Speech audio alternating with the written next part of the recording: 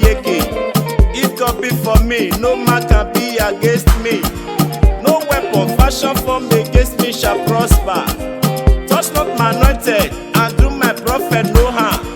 I love Jesus, and there is no negotiation. Yesu Mateo, ni mami edenere. Enya Mateo, ni mase edenere o. Usanu dazi, ona yugwe yakwime. Ugwe na zegi setiwe, ugwe no sogi setiwe, ugwe no riota isetiwe.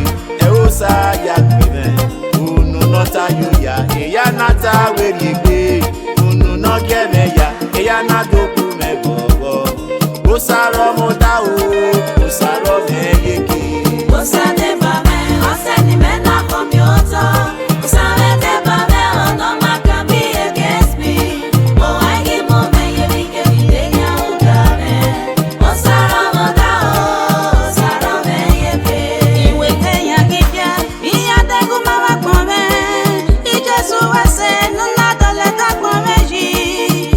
God has blessed us, no man can cause. Osaro moda o, osaro me yeke. Osadebamwen, Osadebamwen na computer. Osadebamwen, no man can be against me. Oh, I give me ye bike bidenya ugame.